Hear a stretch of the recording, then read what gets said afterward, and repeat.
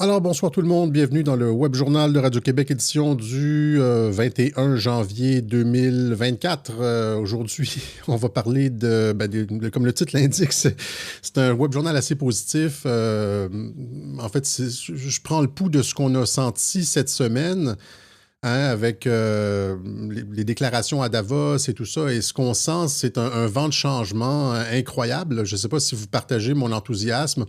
On voit plein de personnes qui critiquent Davos sur place, comme Javier Milei. Il y a eu des sketchs parodiques sur Davos. La parole s'est comme libérée, hein, auparavant. Rappelez-vous ce que c'était Davos. C'était un club très sélect avant la pandémie, là. Un club très sélect, très sérieux, de personnes qui pensaient à l'avenir de l'humanité et tout ça. Et c'était la gouvernance mondiale, hein.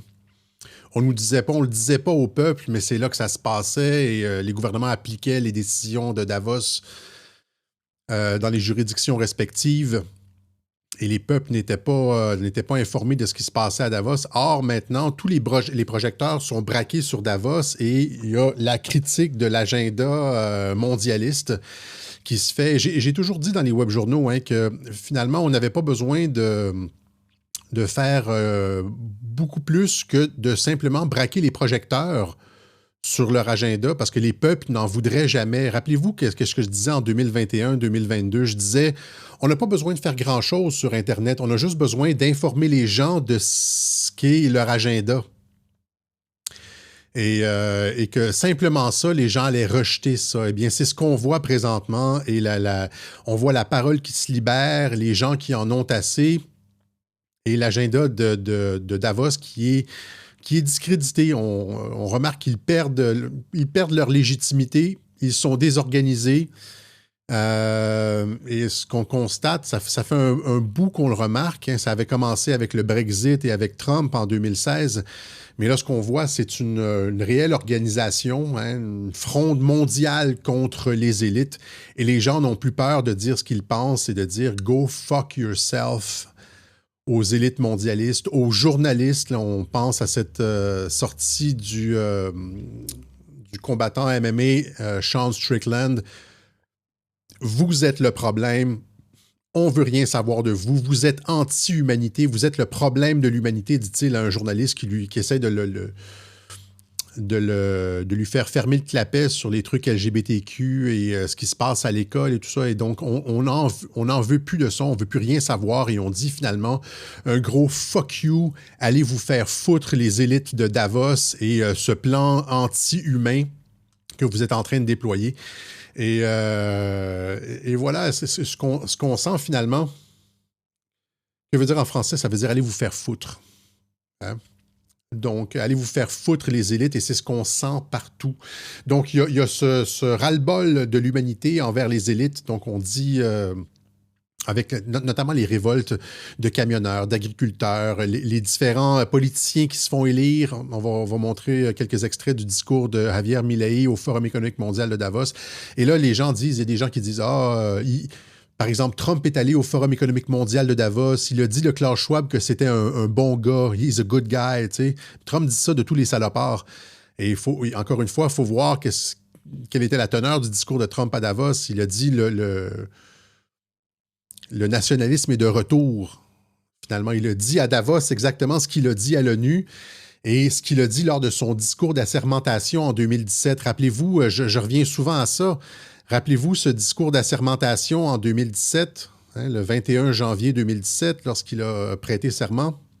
Il a dit « C'est pas un transfert de pouvoir d'une administration à une autre. C'est pas d'un parti à un autre. C'est un transfert de pouvoir des élites vers le peuple. » Et là, on voit ça se dérouler. Et l'aboutissement de tout ça, c'est ce qui est en train de se passer à Davos, etc. Et tout ça, c'est... évidemment, ça se déroule avec le retour de Trump en filigrane qui annonce, qui finalement constitue le coup de grâce aux mondialistes. Et c'est pas moi qui le dis. Ça fait longtemps qu'on le dit à Radio-Québec, mais là, c'est même Yuval Noah Harari lui-même qui le dit. Je vous montre un extrait de ce que Yuval Noah Harari dit sur le retour de Trump. Are you concerned that Trump might be elected again shortly? I think it's very likely. And if it happens, it is likely to be the kind of like the death blow to what remains of the global order.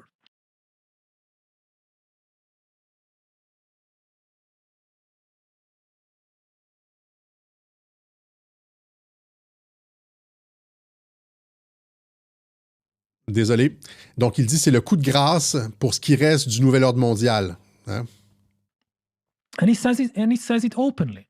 Now, again, it should be clear that many of these politicians, they present a false dichotomy, a false binary vision of the world, as if you have to choose between patriotism and globalism, between being loyal to your nation and being loyal to some kind of, I don't know, global government or whatever. Oui, c'est incompatible, Yuval. Tu peux pas, dissoudre les frontières et maintenir les frontières simultanément. Ça, je veux dire, c'est pas une fausse dichotomie. C'est la seule vraie dichotomie en réel politique, en relations internationales.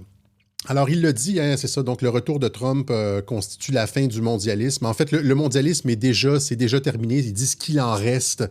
Et donc, quand on vous dit à Radio-Québec, quand on est positif à Radio-Québec, c'est pas juste Alexis qui est positif. Ce que je veux dire, c'est qu'on regarde bien qu'est-ce qui se passe partout. Le nouvel ordre mondial, le mondialisme est en train d'être démantelé brique par brique. Et j'avais expliqué, je pense, c'est dans Trumpologie 103 ou 104, je me rappelle plus c'est lequel, comment Trump avait déconstruit tous les accords de libre-échange, le Trans-Pacifique, tu sais. J'ai fait le travail à plusieurs reprises dans les webjournaux. Je montrais comment Trump est sorti des différents traités de l'UNESCO, etc., comment il a cessé le financement de l'OMS et un certain nombre de trucs comme ça. Donc, c'est la fin du mondialisme. On est en train de changer d'époque. Vous comprenez? C'est ça, le sens de ce qu'on voit aujourd'hui, c'est qu'on est en train complètement de changer d'époque avec la montée des BRICS, entre autres, et tout ça. C'est la fin de Davos, c'est la fin des élites mondialistes européennes transnationales. Et on sent, pour ceux qui ont mon âge, là, si vous vous rappelez, la chute du mur de Berlin, avec la chanson des Scorpions, là, Wind of Change. Take me to the land. OK. Je ne chanterai pas à la caméra, là, mais rappelez-vous comment on se sentait à cette époque-là. C'était la fin d'un monde, c'était la fin de la guerre froide. Le mur de Berlin tombait. Et il y avait comme cette espèce d'alliance entre les peuples. Les élites avaient perdu. Hein, et en fait, c'était les élites communistes. Et là, mais là, évidemment, le problème, c'est que le communisme s'était transféré dans les universités occidentales. Hein, c'est le communisme stalinien, c'est-à-dire avec des tanks et le pacte de Varsovie, etc. C'était la fin de ça. Mais finalement, ce qu'on a eu à la fin de la chute du mur de Berlin, c'est un transfert du communisme des anciens de l'URSS vers les institutions de savoir en Occident. Il y a eu c'est à ce moment-là que... C'est parce que, en fait, le mur est tombé parce que le pourrissement des institutions occidentales était déjà bien amorcé, je pense. Je pense que c'est ça, finalement. L'idéologie communiste était déjà bien implantée en Occident. Et là, ce qu'on est en train de voir, c'est comme la deuxième fin de ça. Je ne sais pas si vous me suivez là-dessus. Hein? Donc, transfert par le trotskisme, notamment, j'en ai parlé dans des webjournaux. Le trotskisme, hein, c'est par l'infiltration, ce dont JFK parlait, là, tu sais, by infiltration instead of invasion, par infiltration au lieu de l'invasion. Il y a ce transfert des idéaux communisme en Occident. Hein, c'est ce que Yuri Bezmenov aussi explique, hein, la démoralisation, le pourrissement des élites occidentales. Je vais augmenter l'air climatisé, je ne sais pas si vous l'entendez, parce que je chauffe rapidement. Et donc, il y a eu la fin donc, du communisme militaire, mais il y a eu ce transfert idéologique vers l'Occident du communisme. Et là, et Davos représentait ça, hein, d'une certaine façon. C'était la synthèse du communisme et du capitalisme. C'était finalement une forme de collectivisme. Klaus Schwab l'expliquait. C'est ce que Lynn de Rothschild pilotait comme projet, c'est-à-dire le capitalisme inclusif, tu sais, le capitalisme LGBTQ, là, où est-ce que les banques... avec toute la question de la diversité et tout ça, où on tasse complètement les hommes blancs et on fait juste rentrer des homosexuels et des minorités dans toutes les institutions, etc. Et là, c'est la fin de ça. Donc, c'est comme une deuxième fin du communisme. Il y a eu la fin du communisme militaire, et là, c'est la fin du communisme... en fait, ça marque le début de la fin du communisme idéologique, hein, du socialisme, comme l'a dit Javier Milei dans son discours à Davos. Buenas tardes. Good afternoon. Muchas gracias. Thank you very much. Hoy estoy acá Today, I'm here para decirles que Occidente to tell you that the Western world is in danger. está en peligro porque And it aquellos que is supuestamente endangered deben defender because los valores those who de are Occidente supposed to have to defend the values of the West por una visión del are mundo co-opted by a vision of the world that inexorably leads to socialism and thereby to poverty. Lamentablemente, Unfortunately, en las últimas in décadas, recent decades, motivados por algunos deseos motivated pensantes by de some well-meaning y otros por el individuals deseo de pertenecer a una willing clase to help privilegiada, others, and others motivated by the wish to belong to a privileged caste, the main leaders of the Western world have abandoned the model of freedom for different versions of what we call collectivism. We're here to tell you that collectivist experiments are never the solution to the problems that afflict the citizens of the world. Rather, they are the root cause. Do believe me, no one better place than us, Argentines, to test. Les politiques collectivistes sont la cause de la pauvreté partout sur Terre. Et voilà, ils se sont fait dire ça directement à Davos. Et là, ça a fait grand bruit, cette sortie-là. Il y a Elon Musk et Donald Trump Jr. qui ont tweeté cette photo-là. Javier Milei, c'est ça qui est hot right now. That's what's hot right now. Son discours, il y a eu beaucoup de mimes là-dessus. Ça a fait beaucoup jaser la toile. Il n'est pas le seul, hein. Il y a aussi le président de Heritage Foundation, comment il s'appelle, Kevin Roberts, qui est allé dire aussi à Davos, finalement, qu'ils ne sont pas les défenseurs de la démocratie, parce que Klaus Schwab a souvent cette fâcheuse tendance de dire « Nous sommes le futur, nous sommes les garants du futur, les défenseurs de la démocratie », alors qu'ils sont finalement, vous le savez, complètement antidémocratiques. Ils contournent le processus électoral. Ils vont directement auprès des leaders et imposent leur volonté, finalement, font en sorte que les leaders imposent la volonté du Forum économique mondial de Davos à leur population respective. Je vous montre le clip de Kevin Roberts. Well, it's laughable that you would, or anyone would describe Davos as protecting liberal democracy. C'est ridicule de penser que Davos protège la démocratie libérale. C'est exactement le contraire. It's standing up for it. It's equally laughable to use the word dictatorship at Davos and aim that at President Trump. In fact, I think that's absurd. But I'm a step aside from that. À Davos, ils utilisent le terme dictature pour Donald Trump, alors que, regardez ce qu'ils ont fait, là, tous les procès, les impeachments, les chasses aux sorcières contre Donald Trump, c'est exactement ce qu'on voit dans les pires dictatures pour faire taire un opposant politique. On essaye de l'emprisonner, on lui fait des faux procès, etc. Alors que Trump a toujours respecté la règle de droit. Constructive criticism and instead answer your question. Yep. And I'm going to be substantive here. President Trump, if he's the next president, for that matter, I think whoever the next conservative president is going to take on the power of the elites, which I mentioned earlier. But the thing that I want to drive home here, the very reason that I'm here at Davos, is to explain to many people in this room and who are watching, with all due respect, nothing personal, but that you're part of the problem. Political elites tell the average people on 3 or 4 or 5 issues. Vous faites partie du problème, il dit aux élites, hein, et Trump va s'attaquer à votre pouvoir. Et donc, vous dites, ce qu'il dit finalement, c'est que vous dites que le problème, c'est X, alors que le problème, c'est Y. C'est-à-dire que vous mentez aux populations. Vous dites que, par exemple, que la solution, c'est l'immigration, alors que l'immigration incontrôlée amène des problèmes, etc., etc.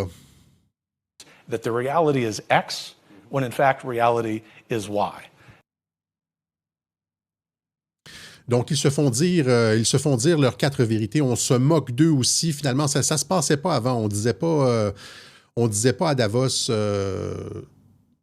on se moquait pas de Davos comme ça. Et là, maintenant, c'est ça. Les humoristes s'en mêlent. And I appreciate the World Economic Forum providing me the opportunity to be on this stage and say, fuck you, Klaus Schwab, and fuck your New World Order. We, the people, were born free, we will stay free, and you and all of your globalist friends, including everyone in this room, can go fuck yourself. Can go fuck yourself. Et là, j'ai montré le clip, ça a beaucoup circulé sur Internet, mais c'est parce que c'est emblématique de cette ambiance qu'on ressent présentement, c'est-à-dire le rejet complet des élites et de leur plan mondialiste. Et donc, on dit souvent le poisson pourri par la tête. J'avais dit dans des web-journaux que les mondialistes installaient des marionnettes aux mœurs dépravées à la tête des États pour faire en sorte que l'ensemble de la société pourrisse. Eh bien là, tu vois, c'est ce qui se passe, c'est quand on s'attaque à Davos, c'est comme s'en prendre finalement à la tête du problème. Ouais. Donc, et le reste va suivre. Si Davos est discrédité, si Davos perd sa légitimité, finalement devient un forum de deuxième zone et n'a plus cette influence-là parce que les gens sont aux aguets. Rappelez-vous la déclaration de Poilievre qui disait qu'elle allait empêcher ses ministres d'aller au Forum économique mondial de Davos. Donc, si Davos perd sa crédibilité, après ça, ça va comme se répercuter sur l'ensemble de la société. Il n'y aura plus de tête dirigeante. Ça va être... oui, on va voir des petites mesures à gauche et à droite. Les gens vont continuer un peu à y croire, mais certaines personnes, les idéologues vont continuer à y croire à ce projet-là mondialiste. Sauf que ça aura plus le même impact. Il n'y aura plus la force de Davos derrière les décisions des politiciens. Les politiciens vont regagner leur liberté de parole et d'action, une certaine liberté d'action aussi. Les agences de cotation aussi vont changer un peu leur direction, là, vont peut-être relâcher l'emprise qu'ils ont sur les politiciens. Vous comprenez? Donc, c'est ça, c'est que la tête du mondialisme est en train de pourrir. Et c'est ça la bonne nouvelle. Et ça va éventuellement, sans aucun doute, se répercuter sur l'ensemble de la société. Et on est en train d'assister, comme je disais, à ce que, avec les révoltes partout, et on est en train d'assister à ce que Trump disait finalement en 2017 et ce qu'il a annoncé à l'ONU lorsqu'il a fait son discours à l'ONU, c'est-à-dire la fin du mondialisme et le retour des nations. Est-ce que vous me suivez là-dessus?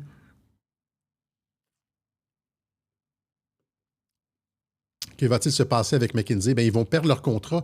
McKinsey, c'est comme l'intermédiaire entre le Forum économique mondial et les gouvernements. C'est ça, finalement, la fonction de McKinsey, c'est exactement ça. Le Forum économique mondial ne fait pas de prescription, hein, n'a pas de pouvoir exécutif, n'a pas ben, je veux dire, c'est de l'influence indirecte. Il n'y a pas d'influence directe sur les gouvernements. Mais ils passent par la firme McKinsey pour mettre en branle leur influence directe sur les gouvernements. C'est ça, finalement. Le McKinsey, c'est l'intermédiaire pour que les gens à Davos puissent avoir les mains propres, là. Mais ils passent par la firme McKinsey pour contrôler les gouvernements. Et donc, il y a un certain nombre de personnes qui disent finalement que le mondialisme s'est terminé, comme Yuval Noah Harari, etc. Il y a aussi Michel Geoffroy, un essayiste qui est passé sur CNews, qui disait exactement la même chose finalement. Encore une fois, j'essaie juste de montrer que je ne suis pas le seul. Les gens disent Alexis est enthousiaste, Alexis est positif, etc. Non, je ne suis pas positif, je suis réaliste. Il y a beaucoup de personnes qui disent exactement la même chose que moi parce qu'on le voit, c'est la fin du mondialisme. La superclasse mondiale, ce sont des hommes, hein, ce sont d'ailleurs plutôt des hommes blancs de plus de 50 ans d'ailleurs, hein, qui agissent, mais comme ce sont des hommes, ils sont faillibles, ils peuvent se tromper, et on voit aujourd'hui, et nous vivons justement aujourd'hui, l'effondrement du rêve de la superclasse mondiale. Le monde est en train d'échapper aux mondialistes. C'est pour ça qu'ils commencent à paniquer. Donc, si vous voulez, le terme mondialiste désigne une réalité. Un projet, il y a un projet, un agenda qui n'est pas caché. Là aussi, le complotisme se trompe. Davos ne cache absolument pas ses travaux. Ses travaux sont publics, on peut les voir. Le complotisme se trompe. Là, le monsieur exagère un peu parce qu'on n'a jamais dit que c'était caché. Encore une fois, c'est une mauvaise lecture. La seule chose qui était particulière avec Davos, c'est que les médias et c'est là la distinction, les médias faisaient le silence sur l'agenda de Davos et sur l'influence de Davos auprès des gouvernements. C'est là que Michel Geoffroy a tort, c'est-à-dire que oui, l'agenda était public, et on en parlait, etc. Sauf qu'on disait, par exemple, vous ne posséderez rien, vous serez heureux. Mais il n'y a aucun média qui relayait ça. Donc, l'agenda Davos, il pouvait élaborer n'importe quelle idée, des idées complètement collectivistes, communistes, etc. Vous mangerez des insectes et vous serez rassasiés. Vous ne posséderez plus rien, vous serez heureux. C'était complètement ouvert, sauf qu'étant donné que les médias n'en parlaient pas, la population ne le savait pas. Et c'est pour ça que et quand c'est nous qui en parlions sur Internet, ben on se faisait traiter de complotistes. Ben voyons donc. J'ai montré des articles de titulaires de chaire à l'UQAM qui disaient l'influence de Davos est surfaite. C'est pas vrai que Davos est très, très, très influent, etc. Et donc, les médias qui cachaient l'influence réelle de Davos. C'est ça, le complot ici, c'est que les médias faisaient en sorte que l'agenda de Davos ne soit pas connu du public. C'est pas qu'il était caché, on pouvait aller sur le site et voir les choses, sauf que les médias n'en parlaient pas et que j'ai toujours dit que si les gens étaient au courant de ce qui était mis de l'avant par Davos, ça allait s'effondrer. On avait juste à jeter la lumière là-dessus et ça allait s'effondrer. Donc c'est ça, c'était... Le complot ici, c'est le silence des médias comme d'habitude pour ne pas informer la population de où on s'en allait. Mais tout ça est en train de s'effondrer, comme je le dis. Et il y a donc, il y a ça qui se profite. Tout ça, c'est des bonnes nouvelles, mais il y a aussi, en plus de ça, ça s'effondre tout seul. Hein? Ça s'effondre tout seul. On sent ce vent de changement. Je voulais juste, peut-être avant de passer à Trump, montrer ce clip-là du combattant MMA Sean Strickland. Ça a beaucoup circulé sur Internet. Je m'excuse, des fois, il y a des gens qui Les gens qui sont beaucoup sur Twitter voient beaucoup de ces clips-là passer, mais il y a beaucoup de personnes qui écoutent le Web Journal qui n'ont pas accès à ces informations-là. Et ce qui est intéressant, c'est que Sean Strickland, qu'on voit ici, là, est devenu une vedette Internet instantanée. Personne ne le connaissait vraiment, sauf peut-être ceux qui étaient habitués des combats MMA. Multi-martial arts, etc. Et là, un journaliste lui a posé la question, là, qu'est-ce que vous pensez de vos propos sur la communauté LGBTQ, etc. Et là, il est sorti, il a remis le journaliste à sa place, il lui a dit, vous êtes une infection, vous, ceux qui... Justin Trudeau a gelé les comptes en banque, et là, vous me posez des questions sur les LGBTQ, et puis vous n'avez aucune épine dorsale, vous êtes le cancer de l'humanité, tous les problèmes viennent à cause de personnes comme vous. Et il fallait que je le montre, je suis désolé. We've got a pretty supportive gay and lesbian community in this city. I did want to ask you about something you wrote a couple of years ago. You said, if I had a gay son, I would think I've... Oh, look, another insanity in the small... Et je montre... En fait, je montre la vidéo de Sean Strickland parce que c'est comme ça, c'est l'attitude que tout le monde devrait avoir avec les journalistes. Je la montre pour littéralement donner l'exemple. As a swamp. You become a champion, you become a star, and someone says... Let me ask you something. Are you gay? I had the chance to come back with a more diverse... Are you gay? Could I get an answer? Well, I'm asking, this is a part of, are you a gay man? I'm an ally of the community. Okay. If you had a son and he was like, you had a son, he was gay. Si tu avais un enfant, il était gay, tu voudrais pas avoir un petit-fils? You'd be like, oh man, you don't want a grandkid? No problem with it. Oh man, well, dude, you're a weak fucking man, dude. T'es faible, t'es un faible, man. You're part of the fucking problem. You elected Justin Trudeau. Hein, tu fais partie du problème. Vous avez élu Justin Trudeau. When he sees the bank account. Et là, ici, c'est pas il voit juste les comptes en banque, c'est il a saisi les comptes en banque. Saisir les comptes en banque. You're just fucking pathetic, and the fact that you have no fucking backbone and has vous avez pas d'épine dorsale, vous laissez Trudeau faire ce qu'il fait, vous le questionnez pas. Shut down your fucking country and seize bank accounts. You ask me some stupid shit like that. Go fuck yourself. Move. Go fuck yourself. Et donc ça c'est comme le go fuck yourself de Elon Musk, le go fuck yourself de Demani Mani, le go fuck yourself de tout le monde face aux élites. Fuck on, man. That doesn't really answer the question, but I did want to ask also things you said about the trans community. You said this past October when they announced the Bud Light sponsorship. Here's the thing about Bud Light. 10 years ago, to be trans was a mental fucking illness. And now all of a sudden, people like you have fucking weaseled your way in the world. You are an infection. You are the definition of weakness. Everything that is wrong with the world is because of fucking you. And the best thing is the world's not buying it. The world's not buying your fucking bullshit you're fucking peddling. The world is not saying, you know what? You're right. Fucking chicks have dicks. The world's not saying that. The world's saying, no, there are two genders. I don't want my kids being taught about, who they could fucking school. I don't want my kids being taught about, their sexual preference.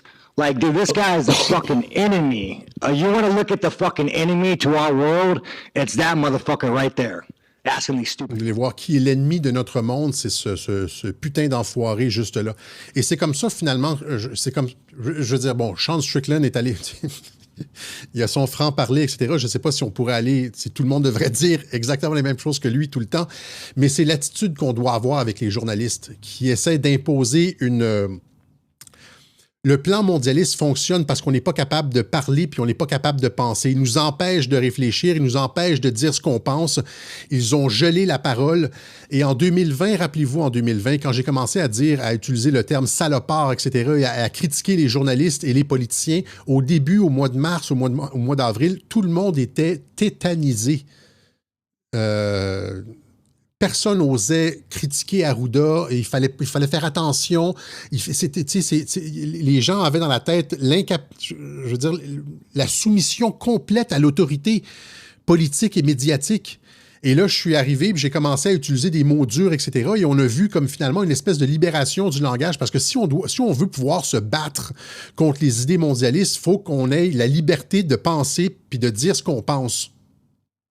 De pouvoir dire ce qu'on pense.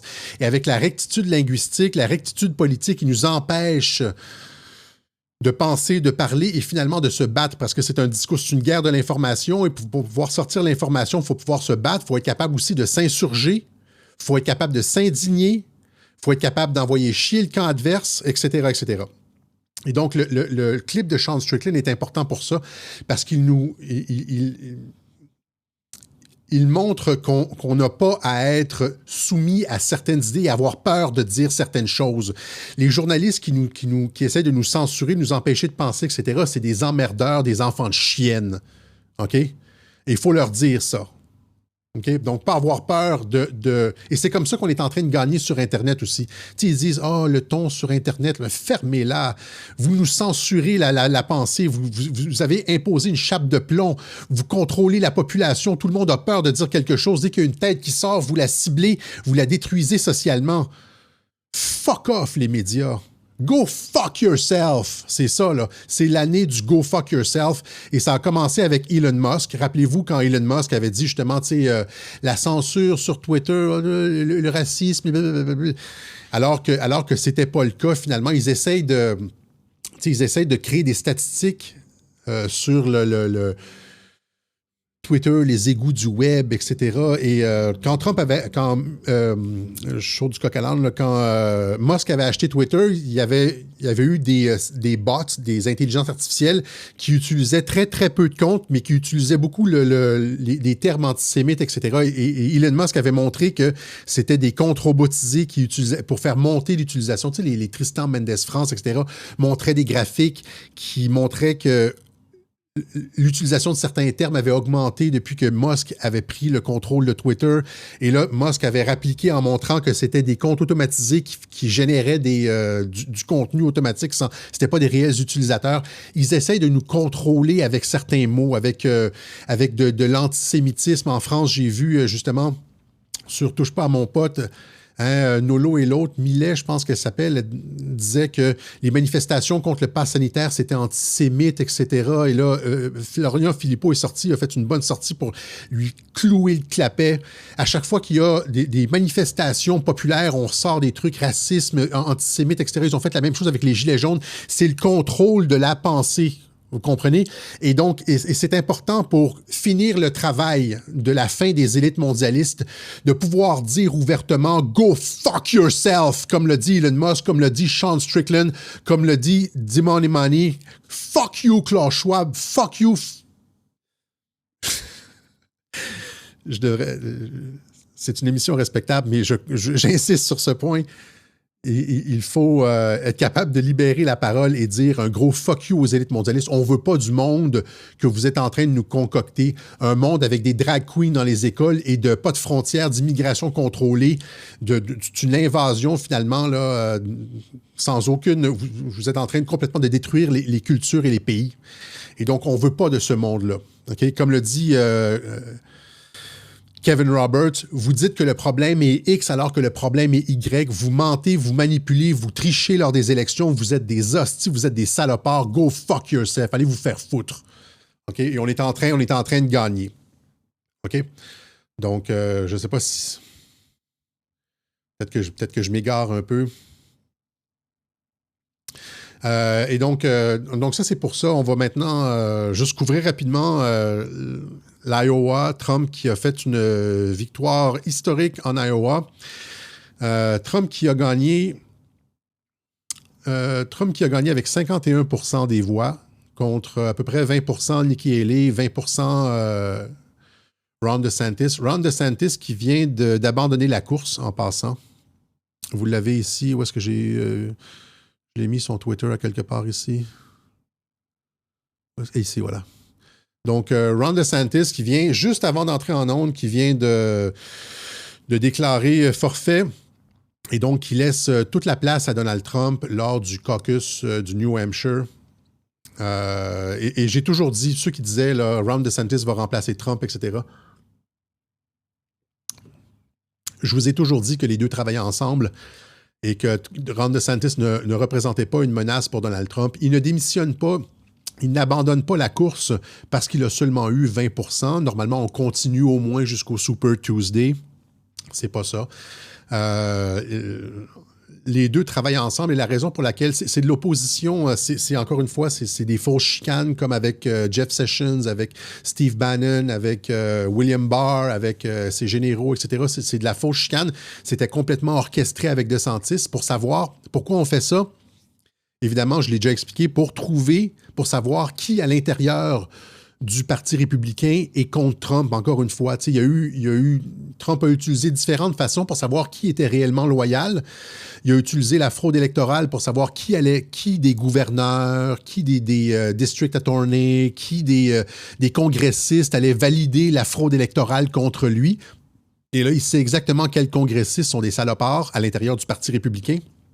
Et ils ont utilisé Ron DeSantis, finalement, pour aller chercher aller trouver les dernières personnes qui s'opposaient à Trump. Et rappelez-vous, les sondages l'année dernière qui montraient Trump, DeSantis qui battait Trump. Et là, c'était très, très, très, très serré. Alors, c'était pas du tout serré. Trump contrôle une gigantesque proportion de la base républicaine, le mouvement MAGA, etc. Et donc, mais on utilisait ça pour faire en sorte pour que les dernières personnes, les derniers traîtres, finalement, se rangent derrière DeSantis, financent DeSantis, et là, on sait exactement à qui ne plus jamais faire confiance. Et DeSantis a fait exactement comme Mike Pence, finalement. Il a joué son rôle et il a servi le camp Trump. Mike Pence, encore une fois, qui, s'il avait été un traître, aurait révélé le plan de continuité de gouvernement. Il ne l'a pas fait. Je vais juste le dire comme ça, là, sur Twitter et ailleurs, si je vois des gens qui continuent à douter de Mike Pence et dire Pence c'est un traître, je bloque automatique. Moi, rendu là, je bloque automatique. Pas sur ma timeline. Vous pouvez aller faire ça sur les comptes de d'autres personnes, dire que Mike Pence est un traître, etc. Mais je pense que j'ai établi hors de tout doute, par la logique, parce que le vice-président a les mêmes informations que le président. Trump aurait été destitué 1000 fois, aurait jamais pu compléter son mandat si Pence avait été un traître, et il n'y aurait jamais eu de plan de continuité de gouvernement si Pence avait été un traître, étant donné que... etc., etc. Et à partir de ce moment-ci, là, s'il y a des gens qui continuent à m'écrire en disant Pence est un traître, c'est bloc automatique. Donc, DeSantis qui a fait la même chose ici et qui quitte, et voilà, finalement, Trump est le nominé. Nikki Haley, elle, c'est de la vraie opposition. Et là, on retourne finalement à ce que je disais tout à l'heure. Donc, Trump qui a fait 50% au caucus de l'Iowa contre 20% et 20% pour DeSantis et Nikki Haley. Et ce qu'il faut dire finalement, c'est que le caucus de l'Iowa est toujours très, très, très, très serré. Et le dernier record, c'était un écart de... Là, Trump a un écart de 30 points sur ses adversaires. OK? Alors que le dernier record en termes d'écart, c'était un record de 1988. Et l'écart était de 12%.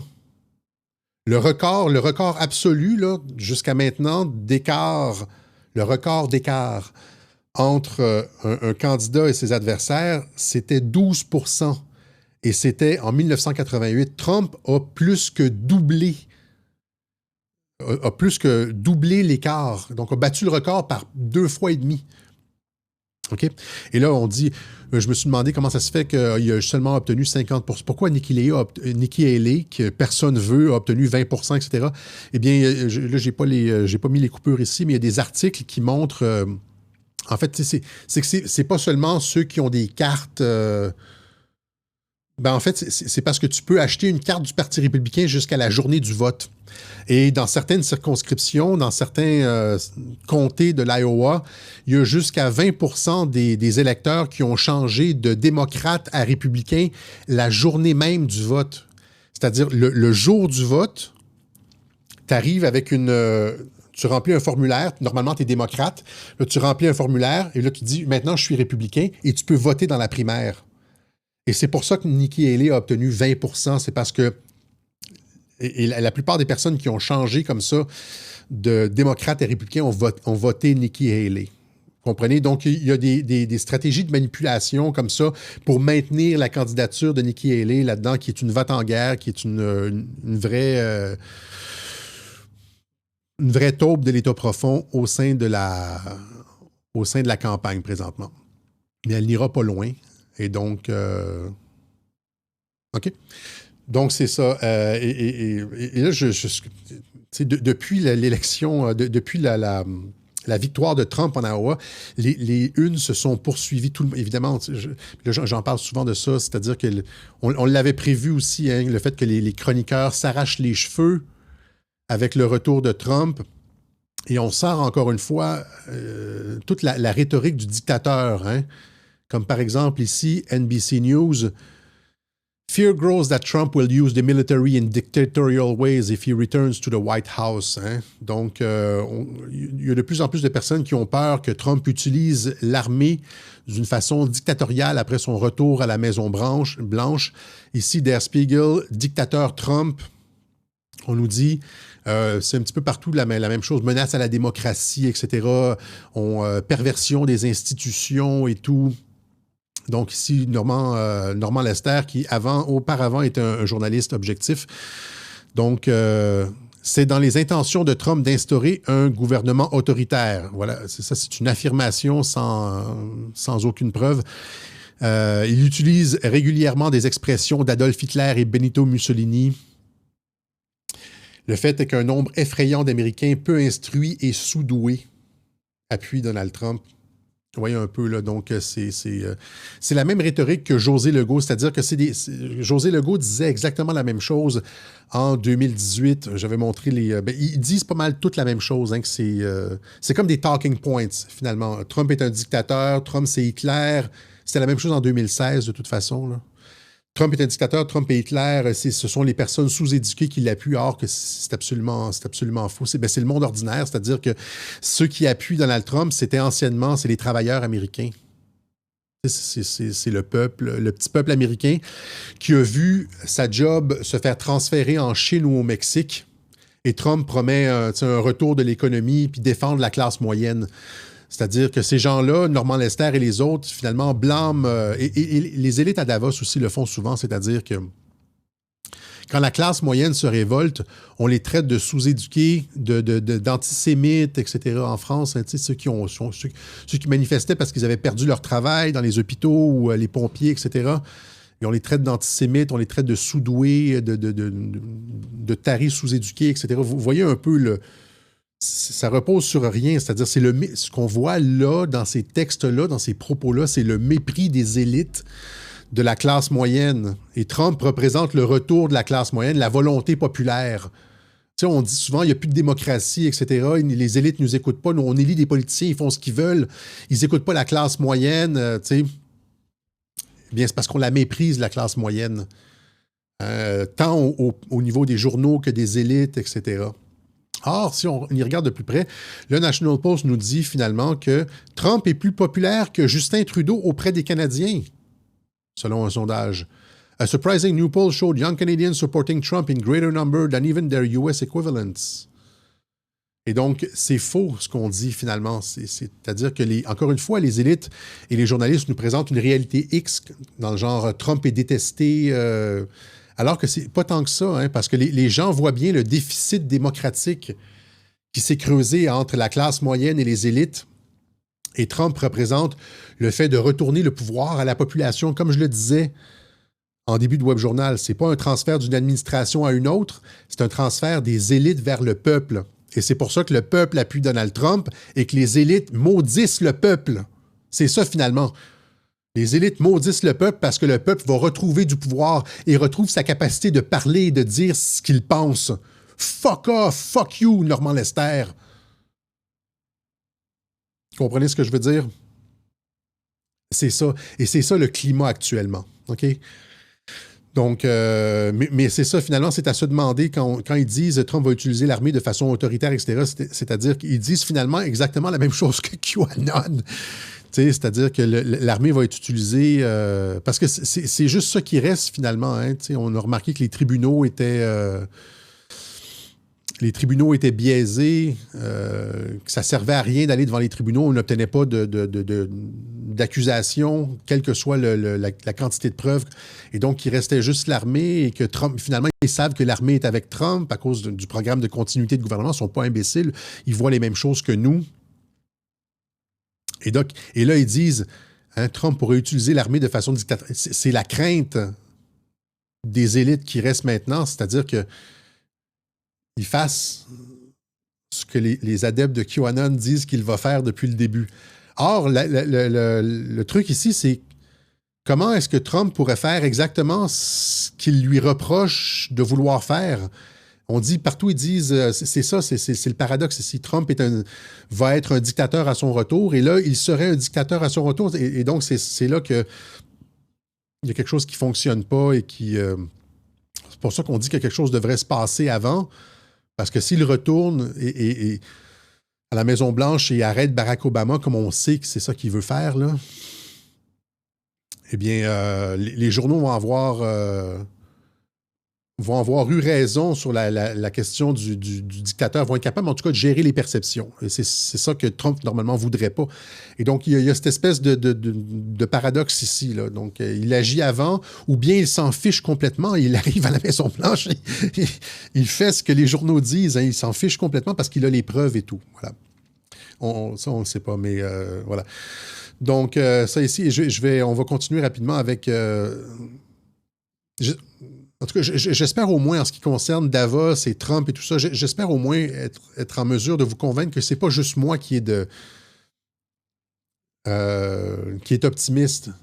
Et que le « go fuck yourself » de Elon Musk, allez vous faire foutre de Elon Musk, était emblématique de toute l'année, de tout ce qui s'en vient. Voilà, donc, et là ici, bon, Fannie Willis, sommée de s'expliquer. Je vous parlais lors du dernier Web Journal, je disais qu'elle était comme... en apparence de conflit d'intérêts, etc. Et là, il y a un juge, finalement, qui lui demande de s'expliquer. Il y a des personnes qui m'ont dit, oui, Fannie Willis, c'est pas un juge, Alexis, c'est vrai, c'est une district attorney. Je le disais même, je lisais les trucs district attorney, je sais c'est quoi un district attorney, donc c'est pas un juge, mais ce que je voulais dire quand j'ai utilisé... Bon, et il y a aussi des gens qui m'ont dit, c'est pas Robert Branson, c'est Richard Branson. Vous le savez, des fois, je déparle en web journal, je suis désolé. Mais en fait, c'est ça. Elle n'est pas un juge, mais c'est elle qui a la responsabilité de prendre la décision à savoir s'il y a des accusations ou non contre Donald Trump. Et donc, c'est elle qui a la capacité de décision. Et elle a engagé quelqu'un, Nathan Wade, qui était son amant. Elle lui a versé presque $1 million à son amant pour qu'il produise une enquête bidon qui va finalement donner les résultats qu'elle souhaite. Elle couche avec son procureur en chef, vous comprenez? Donc, le procureur en chef doit faire enquête sur Donald Trump. Nathan Wade, là, son procureur en chef doit faire enquête sur Donald Trump, ramasser des preuves, etc. Et finalement, c'est elle qui a, après ça, qui prend la décision. Donc, elle est juge et partie. C'est elle qui prend la décision si oui ou non il y a des accusations qui sont déposées contre Donald Trump. Vous voyez, c'est pour ça que je dis que c'est une juge, là, mais elle n'est pas effectivement une juge, c'est une district attorney. Aux États-Unis, c'est elle qui est responsable de savoir si, dans les crimes graves, là, s'il y a des accusations contre telle ou telle personne. Et voilà. Donc, mais elle est juge et partie ici. Et là, maintenant, elle doit s'expliquer. Georgia District Attorney Fannie Willis given deadline to respond to allegations as judge order hearing. Il y a un juge maintenant qui va tenir des audiences sur les multiples conflits d'intérêts de Fannie Willis. Et ça revient finalement à ce que je disais dans le dernier webjournal. Elle aussi, comme Davos, perd toute la légitimité, elle perd l'objectivité, etc. Elle a essayé de se rabattre sur la question de la race. Elle a dit, vous voyez comme ça ici, Georgia District Attorney Fannie Willis claims improper relationship accusations are based on race. C'est basé sur la race. Donc, on l'accuse d'avoir eu une relation avec son procureur spécial et que c'est du racisme. Donc, évidemment, ça ne tient pas la route. Et Trump prosecutor Fannie Willis could face criminal charge herself. Donc, elle pourrait être tenue criminellement responsable sur la façon dont elle... avec toute cette histoire-là. Donc, c'est ça, elle est dans l'eau chaude, etc. Ça ne tiendra probablement... Elle a clairement plus la légitimité de continuer à agir, de tenir ce procès-là, voilà. Donc, ça, c'était pour Fannie Willis. Et ça va continuer à se dérouler dans ce sens-là. Et là, il y a une autre nouvelle qui est intéressante aussi. C'est finalement Michelle Obama dans la course. Je reviens souvent à ça, encore une fois. C'est pas que j'y tiens, là. C'est juste qu'elle est toujours en coulisses. Et elle n'arrête pas de sortir. Et c'est ça qui est en filigrane. C'est pas juste... Encore une fois, c'est comme... C'est pas une lubie d'Alexis, là. C'est ça. Elle a fait une sortie il y a à peu près un mois en disant qu'elle était terrifiée de ce qui pourrait se passer en 2024 lors de l'élection de 2024. Hein? Donc, et il y a Barack Obama lui-même qui a supposément été rencontré Joe Biden pour lui dire que sa campagne allait très mal et que Barack Obama lui-même était préoccupé. Les nouvelles en ont parlé. As President Biden ramps up his general election campaign, there are new warning signs. The Washington Post reporting former President Obama has raised questions about the structure of President Biden's re-election campaign. Donc, le Washington Post qui explique que Barack Obama était préoccupé de la campagne de Joe Biden. Two sources confirmed to NBC News that Obama and Biden met over lunch in December. Donc, des sources confirment à NBC News que Barack Obama et Joe Biden se sont rencontrés au mois de décembre pour discuter les problèmes de la campagne de Joe Biden. Et là, ce qu'il faut comprendre dans ça, c'est que, évidemment, Barack Obama lui a probablement demandé de céder la place. With Obama expressing deep concern about Mr. Trump's political strength, underscoring the urgency. Donc, Barack Obama qui a expliqué à Joe Biden qu'il était faible. Ce que ça veut dire, ça, c'est que Barack Obama a rencontré Joe Biden pour lui dire probablement de se tasser au moment opportun pour laisser Michelle rentrer. OK? Donc, il y a ça. Donc, elle exprimait... Ça, c'est récent, encore une fois. C'est sorti à NBC News. C'était cette semaine ou la semaine dernière. Il y a la sortie de Michelle Obama, la sortie de Barack Obama qui est sortie dans le Washington Post. Et finalement, celle-là ici, Don't be shocked, le New York Post, Don't be shocked if Michelle Obama sneaks her way into the 2024 race. Ne soyez pas surpris si Michelle Obama se faufile dans la course à la présidentielle en 2024. Et la journaliste qui écrit ça parle d'une rencontre que Michelle Obama aurait tenue en 2022 avec des investisseurs de Wall Street en leur disant de l'appuyer parce qu'elle allait se présenter. 2022, c'était aussi l'année où elle a sorti son deuxième livre autobiographique et vous comprenez, donc elle préparait sa campagne. Et donc, il y a deux choses à dire de cet article-là du New York Post où est-ce que Michelle Obama semble confirmer qu'elle va se présenter à l'élection. C'est-à-dire que, ça se peut que ce soit vrai. Si c'est vrai, ben elle l'a annoncé à des investisseurs et ça a été coulé au New York Post. Et le New York Post rend public une fuite. Ça a été coulé, hein, ça a été fuité, on m'a dit. Et donc, le New York Post rend public une fuite d'informations où est-ce qu'elle confirme qu'elle va se présenter, ou bien c'est faux. Et c'est une fausse fuite. Mais pour mettre pression sur Michelle Obama, c'est-à-dire le fait que ça sorte maintenant, c'est parce que c'est comme si on voulait lui forcer la main. C'est-à-dire, on sait que tu te présentes, vas-y, fais le saut maintenant, et puis parce que le New York Post, c'est un journal qui est près de Donald Trump. Hein, le propriétaire du New York Post, c'est un ami de Donald Trump. Et donc, que ça sorte dans le New York Post, c'est soit pour finalement sortir de l'information à l'effet que c'est vrai qu'elle va se présenter et tout ça, ou bien c'est pour lui forcer la main. C'est pas vrai, mais c'est comme pour lui forcer la main, etc. Et là, rappelez-vous, il y a d'autres choses aussi. Elle fait des apparitions à gauche, elle continue à faire des apparitions. Par exemple, tu sais, je sais pas moi, la femme de George Bush ne fait pas des apparitions un petit peu partout, là. Elle est bien tranquille. Lisa Bush, là, elle fait pas des apparitions partout. Quand tu fais des apparitions, c'est parce que tu veux être dans l'actualité. C'est exactement ce qu'elle faisait en 2020 aussi. Même chose ici, elle s'est vue au US Open. Hein? À la fin de l'année dernière, elle s'est présentée au US Open et là, tout le monde a parlé d'elle. Il y a des magazines partout. Elle portait des jeans et même chose ici, Jill Biden qui souhaite un joyeux 60e anniversaire à Michelle Obama. Donc, encore une fois, c'est des sorties publiques, ça. C'est-à-dire qu'elle est en train de tenter le terrain. Parce qu'il n'y a personne. On sait que tout le monde le sait. Comme le disait Yuval Noah Harari en début de Web Journal, c'est presque certain que Trump va être élu. Joe Biden est incapable d'arrêter la machine Trump, etc. Ça prend, évidemment, l'État profond. Pensez les élites de Davos, etc., qui savent que Trump représente la fin du mondialisme. C'est le coup de grâce. Le mondialisme est déjà en train de s'effondrer de lui-même parce que les gens ont vu les politiques de fous du Forum économique mondial résistent partout dans le monde. On n'en veut pas, les agriculteurs, tout le monde résiste. Hein, ils veulent détruire l'agriculture, ils le disent, et les gens résistent à ça, mais les gens sont scandalisés parce qu'ils entendent, parce que les médias n'en parlent pas, quand on entend parler, les gens sont scandalisés. Et donc, le mondialisme est déjà en train de tomber, il y a les BRICS et tout. Et là, Trump, c'est le coup final, comme dit Yuval Noah Harari. On est en train de changer d'époque, c'est le coup final.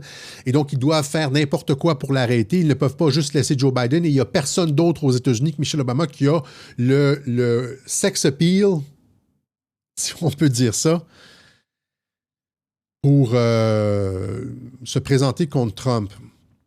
Parce que ce qu'ils veulent faire, évidemment, c'est frauder comme ils ont fait en 2020.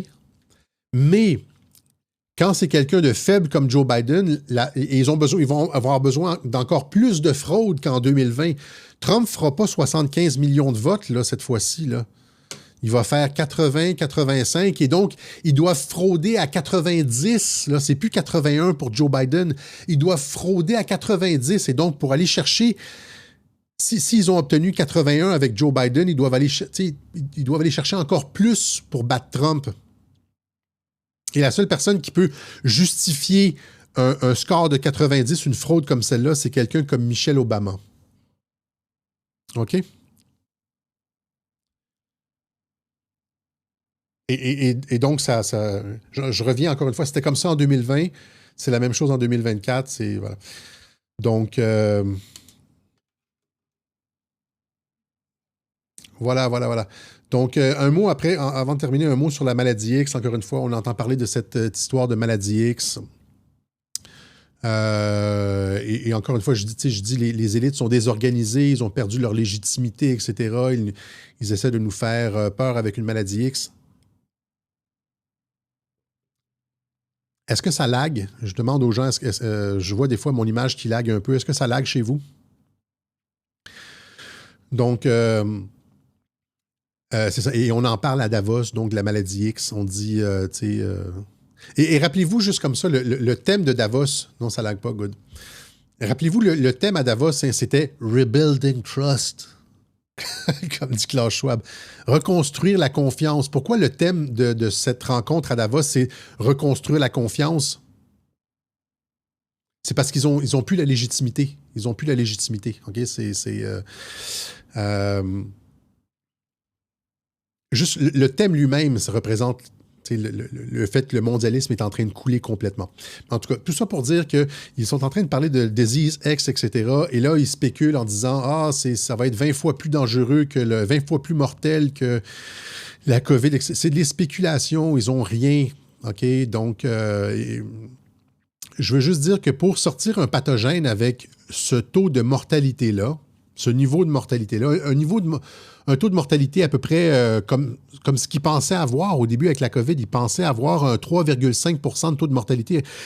Rappelez-vous, c'était ça au début quand ça sortait de la Chine et c'est resté pendant 6 mois, presque 1 an dans les médias. Taux de mortalité de la COVID, 3,5. C'était 0,1.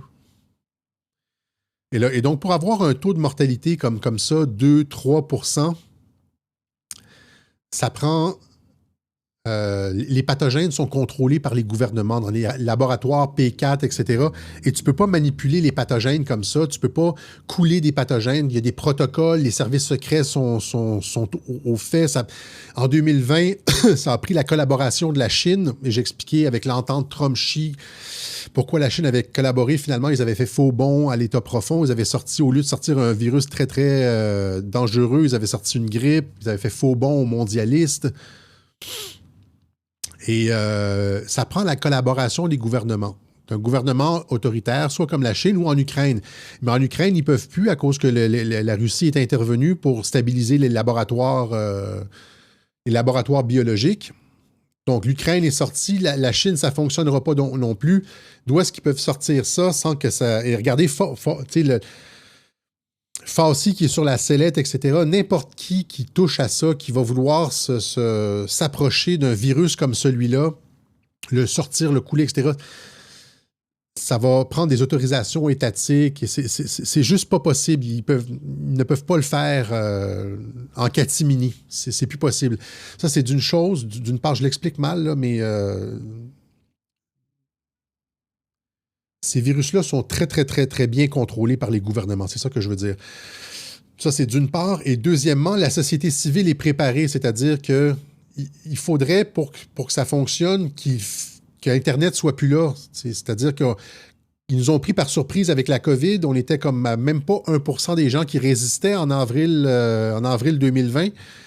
Et là, maintenant, on a comme 20% de la population. Nous avons multiplié nos chiffres par 20, et on est prêt à analyser tout ce qu'ils disent. Et c'est plus possible. La pandémie était seulement possible parce qu'ils nous ont pris par surprise. Les gens ont eu peur, etc. Mais là, ça va être comme une deuxième fois, comme ils appellent au loup, une deuxième fois. C'est crier au loup une deuxième fois. Et puis les gens embarqueront pas. C'est pas. Mais ils continuent à espérer, à essayer de faire peur et puis à. Donc, en tout cas, selon moi, on n'a pas réellement à craindre une maladie X. Et certainement pas en 2024. Ils ne sortiront pas ça en 2024. De toute façon, il est déjà trop tard. OK? Ça ne fonctionnera pas pour l'élection présidentielle. Donc, ils nous sortent ça pour nous faire peur. Ils nous sortent des rumeurs de guerre aussi pour nous faire peur. Hein? Il y a des intervenants comme ça qui nous disent qu'il faut se préparer à une guerre contre la Russie. Il y a aussi cet admiral-là de l'OTAN qui nous dit qu'on s'en va en guerre contre la Russie en mentant à la télévision, en disant que Poutine va attaquer l'Europe. Or, ça n'a jamais été... À aucun moment donné, Poutine a dit ça. Les opérations en Ukraine sont limitées. Il y a des objectifs politiques. Il n'y a jamais eu cette idée d'intervenir dans les pays de l'OTAN. C'est un mensonge intégral. Et après ça, les médias se demandent pourquoi on leur fait plus confiance. Ça fait partie du problème. Comme le disait Kevin Roberts, vous nous dites que le problème est X alors que le problème est Y. Vous mentez, c'est-à-dire que vous mentez sur les plateaux de télévision et c'est pour ça que vous vous effondrez. Je vous montre ce que cet intervenant-là dit. C'est un ancien militaire français, un gamelin, comme dit Xavier Moreau, qui nous dit que Poutine va attaquer l'Europe. Or, c'est complètement ridicule. Je crois que l'Europe et la France redécouvrent tardivement qu'ils sont concernés par la guerre. Et que pendant des décennies, on a pensé que la guerre, c'était un phénomène qui, finalement, n'existait plus que dans des contrées lointaines et dans lequel on intervenait sans trop donner de détails parce qu'on ne savait pas très bien ce qu'on y faisait nous-mêmes. Et là, avec la guerre en Ukraine, ce qui change tout, c'est que c'est plus une guerre pour les autres, c'est une guerre à nos portes. Alors, en particulier quand on en parle avec des Polonais ou les pays baltes ou les Finlandais. Là, on sent bien que la menace, pour elle, est immédiate. La France a du mal à percevoir cette menace. Alors, moi, j'entends encore... Emmanuel Macron, cet après-midi, dans ses vœux aux armées, une victoire russe, il en parle de plus en plus, signifierait la fin de la sécurité européenne. Il a raison, mais il n'a pas dit pour autant qu'on devait défaire la Russie. Donc on voit bien qu'il y a une espèce d'ambiguïté. Mes camarades de promotion, qui sont aujourd'hui les commandeurs des armées, sur le sujet, sont très ambigus. Quand je les ai interrogés récemment, ils m'ont dit « Mais en fait, on ne se battra jamais contre la Russie. » Ah bon ? On ne se battra jamais contre la Russie. Mais si la Russie gagne en Ukraine, Poutine a déjà annoncé qu'il s'attaquerait aux pays baltes à l'est. Menteur, ça, c'est un mensonge intégral. Okay, c'est un mensonge intégral. Petit manipulateur d'opinion publique, petit salopard. C'est un petit salopard fauteur de guerre. Fuck you! De la Pologne à la Roumanie. Et par conséquent, on sera obligé d'aller se battre. Ou alors, c'est la fin de l'Europe. Et du coup, on découvre, et je pense que Macron, là, essaye de jouer... Poutine a déjà annoncé qu'il allait attaquer les pays baltes. Quel asti de menteur. Quel petit salopard de plateau. Un petit salopard de plateau. C'est ça que c'est. Même chose avec un autre admiral de l'OTAN qui dit qu'il faut se préparer à la guerre, il faut commencer à acheter des rations en mode survivaliste, etc. Ça, c'est parce que les élites ont perdu. C'est ça, finalement. Donc, ils essaient de faire peur à la population. On essaie de détourner l'attention de la révolte populaire, les camionneurs, les fermiers allemands. Et là, ça commence en France maintenant, dans le coin de Toulouse, je pense. Les gens ont assez de ces politiques mondialistes qui sont délétères pour la classe moyenne, les agriculteurs, tout le monde, et qui ne profitent qu'aux élites. Rappelez-vous le discours de Donald Trump qui disait « La superclasse s'enrichit et le peuple s'appauvrit. » Hein? Et donc, il était arrivé à Washington pour changer ça. Donc, il y a une révolte populaire et là, on essaie de détourner l'attention en disant « Non, une menace, le Poutine va envahir l'Europe, etc. » alors que c'est archi faux. Okay? Encore une fois, je voulais juste montrer une nouvelle qui était intéressante, qui était emblématique finalement du fait qu'il n'y aura pas de Troisième Guerre mondiale. Celle-là ici, guerre en Ukraine, l'Allemagne bloque la livraison de missiles Taurus. Hein, ça, c'était il y a 3 jours. Ukraine, l'Allemagne refuse de livrer les missiles Taurus. Le chancelier allemand Olaf Scholz craint d'impliquer davantage son pays en fournissant à Kiev ces missiles de longue portée. Et donc, il y a partout cette... il n'a pas voulu dire pourquoi non plus. Si les mondialistes avaient été en contrôle, ça ferait longtemps qu'il y aurait eu ce genre d'escalade, hein, et qu'on aurait donné des missiles de croisière et que tous les armements possibles et imaginables à l'Ukraine pour pouvoir provoquer le conflit souhaité. Mais c'est pas ça. On y va... on y va au... comment je pourrais dire... au compte-gouttes, on laisse la Russie gagner sur le terrain finalement. Atteindre ses objectifs. Je sais que les gens comprennent mal, mais les objectifs de la Russie passaient... La Russie a déjà gagné la guerre 3 semaines après l'intervention, en mars 2022. C'est ça, en mars, ça fait bientôt 2 ans. En mars 2022, ils encerclaient Kiev, etc. Puis après, se sont retirés et ont commencé une guerre d'usure pour affaiblir l'Ukraine, tant au niveau, et l'OTAN, tant au niveau du matériel que des ressources humaines. Ça, c'est les objectifs de la Russie. Afin que, indépendamment des accords de paix qui sont signés, l'Ukraine n'aura plus les ressources humaines pour livrer la guerre contre la Russie pour au moins une génération. Voilà. Et donc, éventuellement, Trump va revenir et il va signer la paix. Okay, voilà. Donc, c'est ça. Si on avait à livrer, encore une fois, si on avait à embarquer dans une 3e guerre mondiale, ces missiles longue portée de croisière auraient été livrés à Kiev. Or, ils ne le sont pas. OK. Est-ce qu'on avait autre chose pour vous aujourd'hui? Je pense que c'est tout. Je vous ai fait écouter Milei, hein? Harari, ouais, je pense que c'est tout, voilà. Donc, rapidement comme ça, des nouvelles rapidement en vrac. Au Québec, ici, on avait supprimé les catégories genrées aux Gémeaux, les prix des Gémeaux l'année dernière. Et finalement, ça tombe. Fini les catégories d'interprétation non genrées aux Gémeaux. Hein, finalement, ça avait probablement soulevé un tollé incroyable. Les gens, comme le dit Sean Strickland, hein, Les gens sont contre ça. Les gens n'en veulent pas de cette saloperie non-genrée, non-binaire, etc.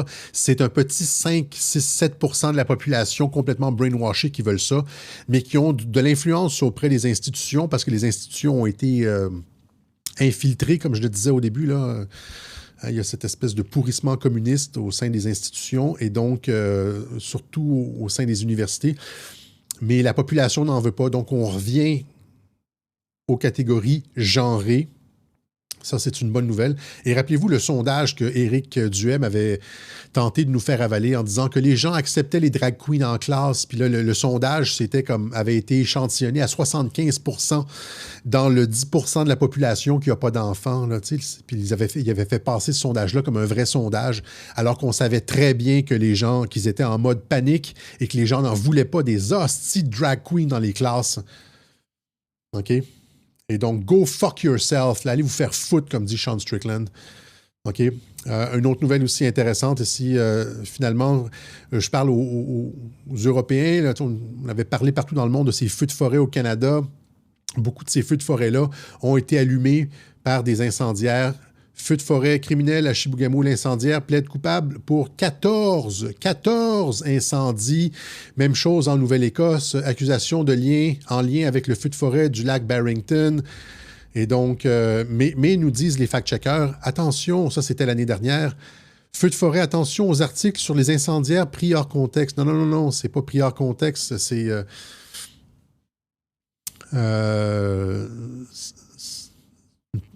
une partie gigantesque du problème. Et il y avait donc les incendiaires d'une part, et d'autre part, il y avait tous ces feux, rappelez-vous l'image satellite, tous ces feux qui avaient parti simultanément, quelque chose comme une vingtaine de feux qui avaient commencé simultanément dans la même heure à des centaines de kilomètres de différence, de distance, qui étaient aussi extrêmement suspects. On va terminer avec ça ici, finalement, un mouvement inexorable vers Internet. Il y a finalement Denis Lévesque qui lance son émission web.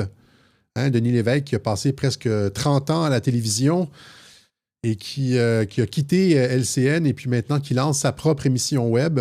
Même chose que Stéphane Bureau ici, parce qu'ils voient tous que l'avenir est sur le web et que les journaux sont en train de... Les vieilles plateformes, là, LCN, TVA, BFM TV, tout ça, sont en train de prendre du plomb, sont en train de couler et que l'avenir est sur Internet. Et qu'est-ce que dit Denis Lévesque dans son émission? C'est on va donner la parole à tout le monde. Contrairement à ce qui se produit, ce qu'on produit dans les médias traditionnels, c'est-à-dire on ne donne pas la parole à tout le monde, le discours est dirigé, on ne veut surtout pas que les gens aient des idées, on ne veut pas parler des idées du Forum économique mondial pour pas que les gens aient des idées. Hein. On ne parle pas non plus de la révolte, des diverses révoltes de fermiers, de camionneurs, etc., pour pas que les gens aient des idées. Il y a des idées qui sont censurées et tout. Bien, c'est la même chose que Stéphane Bureau. Sur Internet, on retrouve la liberté de parole et finalement l'aspect démocratique de l'information. L'oxygène de la démocratie, c'est sur Internet, c'est pas dans les médias. Dans les médias, c'est sclérosé. Les médias vomissent sur la classe moyenne. Les médias maudissent le peuple. Et finalement, on comprend pourquoi ils sont en train de tomber en désuétude, les salopards. Voilà. Ça finit avec un salopard.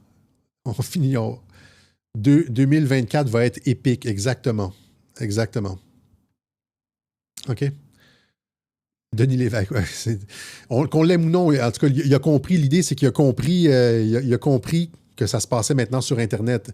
Et quand il dit « je vais donner la liberté de parole à tout le monde », je vais donner la parole à tout le monde, pas juste à certaines personnes, c'est parce qu'il comprend qu'il était contrôlé, il était muselé auparavant, hein. DWAC, ben oui, c'est ça, les gens qui ont écouté, qui ont suivi mon conseil puis qui ont investi dans l'action de Donald Trump, elle est passée de 17 à, je pense, autour de 25 maintenant, là, un gain d'à peu près 50% là, en juste une semaine ou deux. Voilà. J'ai rien à dire sur les tunnels de New York. Il n'y a aucune information pertinente. Les tunnels... sous une synagogue à New York. C'est comme cette histoire d'enfants qui sortaient des tunnels à New York. Il n'y a aucune information particulière là-dessus. C'est-à-dire, oui, bon, ils utilisaient probablement, ce que je comprends, c'est qu'ils utilisaient probablement les tunnels pour aller prier alors qu'on n'avait pas le droit de se rencontrer. On n'avait pas le droit de se rencontrer en groupe pour prier. Donc, ils contournaient la loi en utilisant des tunnels pour aller prier. Il n'y a aucune autre preuve que c'est autre chose que ça. Un petit mot à la mémoire du docteur Mayou. Généralement, je ne fais pas dans la nécrologie. OK? Ça lag un peu. OK. On ne sait pas si c'est du sang sur les matelas. Il y a un matelas qui est sorti, puis il y avait une tache brune, on ne sait pas c'est quoi. C'est peut-être un accouchement, je ne sais pas. On ne sait pas. Je veux dire, on ne va pas spéculer, là. OK. Bon, ça lag, alors on va laisser ça maintenant. On va remercier ceux qui ont fait une contribution au Web Journal de Radio-Québec, alors que là, malheureusement, j'ai pas le clip de fermeture habituel.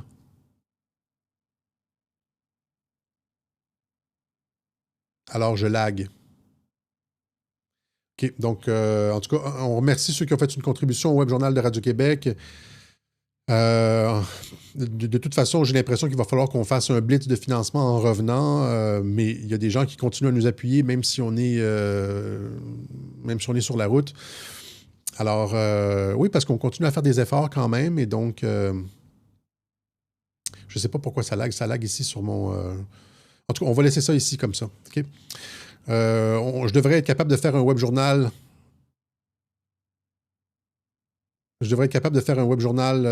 La fin de semaine prochaine aussi, puis après ça, je serai de retour à la maison, au studio de Radio-Québec. Voilà. Alors, on remercie encore une fois tout le monde et